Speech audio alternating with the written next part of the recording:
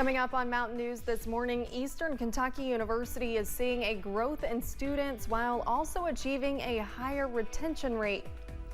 And 3 teens are getting the chance to learn a new trade this summer that might lead to a career.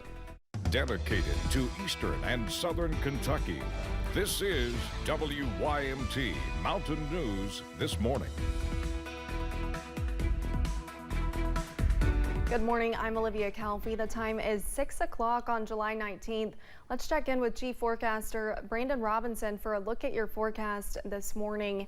Brandon, we are seeing a mild morning. We've said that pretty much all morning long, but as far as rain goes later in the day, should people take an umbrella to work, take a raincoat? I would just in case. Again, I don't think it's going to be as strong as it was last night. Yeah. That kind of got out of hand really quickly on us there, but again, I do think there's a possibility for some scattered storms today, and some of those could be on the stronger side. The main concern, though, is for tomorrow. Let's take a look at today, though, first, as we head out the door this morning. Looking at I-64 near Moorhead, kind of pointed down there on the road. Looking again at some barrels out there. It's a little bit of ongoing construction work. 68 out that way this morning, so a little bit warmer than actually forecasted. We're looking at southwest winds at 5. That's probably what will do it. All those winds out of the southwest will bump those temperatures up a little bit. Dew points pretty high out there, too, so it's air you can wear this morning. Temperatures in the mid to upper 60s there, close to 70 in some spots this morning. Ashland now down to 69, so they join Manchester, Irvin, and Harlan and the 69-degree club there. We also look at temperatures in the 70s back toward Louisville, Cincinnati, Lexington, Paducah, and Nashville there this morning. Everybody else pretty close to it. Your breakfast forecast, again, I was thinking we'd get a little closer to the mid-60s, but I guess the clouds held us in, so let's call it mid to upper 60s, and that will carry us through the first part of the day and should get into the low 80s by this afternoon. Olivia? All right, thank you, Brandon. The fall semester is just around the corner for Kentucky's higher education institutions. And as Jeremy Toms shows us, officials at Eastern Kentucky University say they are seeing record-setting growth and retention rates.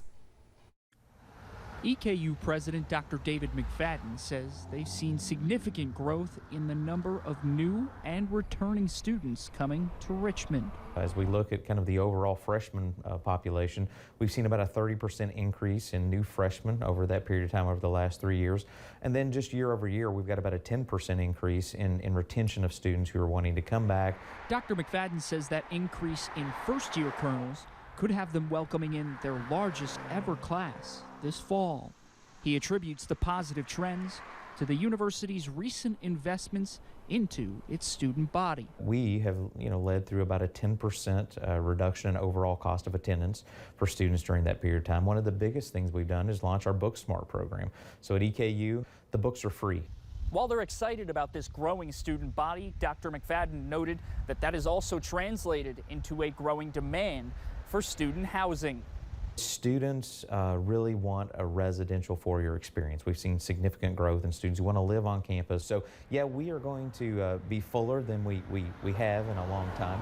Despite the growing pains, Dr. McFadden says they're well prepared to accommodate their ever-growing set of students who are seeing the value in spending their money and their time with this university. That degree is going to give you economic mobility, that it's going to give you the opportunity to hopefully open the door to the opportunities that you want to take and have a career that's going to be fulfilling. In Madison County, Jeremy Toms, WKYT.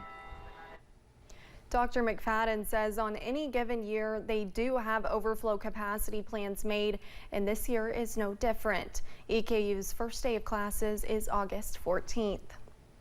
Appalachian Regional Healthcare continues to provide help for flood victims. Executive Director Angela Bailey says providing schools with supplies is more timely than ever, and giving them out for free is just another way to help. Even for, families that haven't experienced a flood, sometimes school supplies can be tough.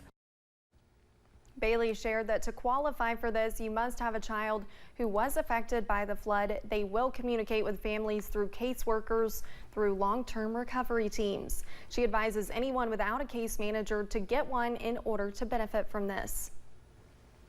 This summer, 3 teens are getting the opportunity to learn a trade through an internship with the Housing Development Alliance. That could eventually lead to a career.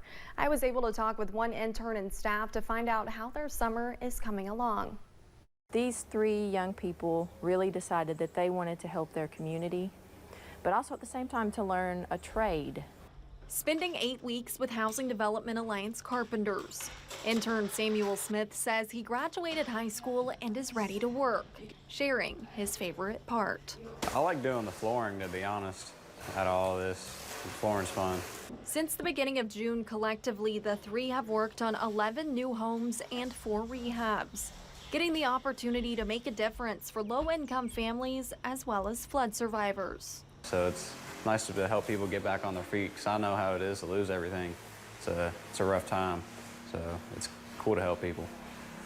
Finnish carpenter Malachi Longworth says working with Sam during his internship has been a great experience, saying Sam continuously puts in effort. Sam's a good kid. He shows interest in doing this kind of work. He's young. He's looking for a career path, and he seems to like this. And Miller says she hopes the internship continues to build up young carpenters in eastern Kentucky, reminding young adults that their trade matters and housing can't wait. To see that you can do something to change things. You know, you have the power to do that, and this is one way to do it. You know, I think that they've seen just exactly what they're capable of and how that you can use your talent to make your community better.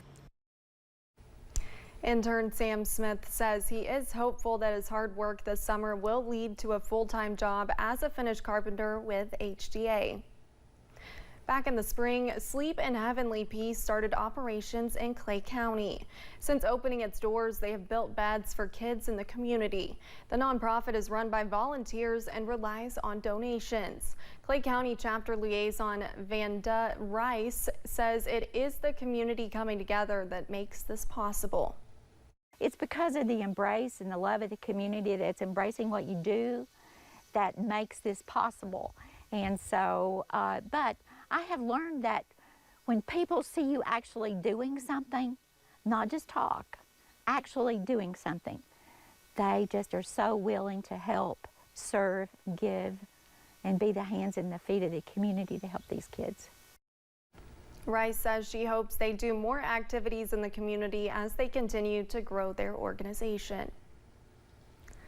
The city of Pikeville has a new 911 dispatch director. Cody Williams is moving from the role of being a dispatcher to being the director after 8 years at Pikeville 911.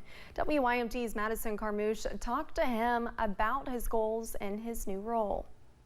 Cody Williams is the newest Pikeville 911 dispatch director, but he is not new to dispatch. I just want to do the best that I can for my team, because, you know, I'm still fresh out of coming from there, so I'm still wanting to grab for the radios and the phones, and I hope that that never leaves. Williams says adjusting to his new role has not been too difficult. Just trying to, you know, keep things the way, you know, that they were. Maybe a few months down the road, I'll try to implement some of my own policies, but for the most part, it's just trying to get settled into this role and, you know, see where the career goes from there. One thing Williams says he's looking to implement is more training from the Department of Criminal Justice Training. It's more so would just be piggybacking off of whatever the police and fire is doing. You know, we get certified through DOCJT in Richmond. They offer some great trainings as well. So we would just be looking at their course catalog when it comes out and try to cherry pick, you know, what would suit best for, you know, each individual. Williams says that while training helps, it is the on-the-job experience that is invaluable. You know, you just have to answer the calls as they come, and that's something that, you know, comes with experience, and luckily all of my guys are very experienced and versed in that, you know, prioritizing your calls. You know, if it's, you know, a major emergency like a major car wreck or somebody having a heart attack, that's going to get our priority. In Pikeville, Madison Carmouche, WYMT Mountain News. Williams says that he is excited to add to the detached team at Pikeville 911.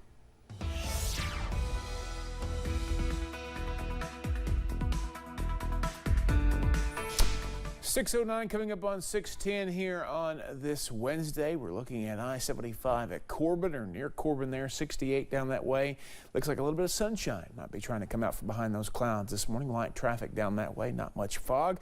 Very mild morning out there across the region, 64 Wise and Williamsburg, but everybody else upper 60s and close to 70 out there as we head through the first part of your day. The breakdown though, I do believe we'll see those scattered chances for showers and storms and a mix of partly to mostly cloudy skies, especially this afternoon. I think temperatures stay a little bit cooler. If we see more sunshine, they could get a little touch warmer, but I think those rain chances are back and forth throughout the day and into the evening. Now tomorrow, that's when we start to get a little bit more concerned. We'll talk more about that coming up here in just a few minutes. Olivia? Thank you, Brandon, and thanks for joining Mountain News this morning. More news is on the way. Coming up, the National Defense Authorization Act is making its way to the Senate to be voted on soon.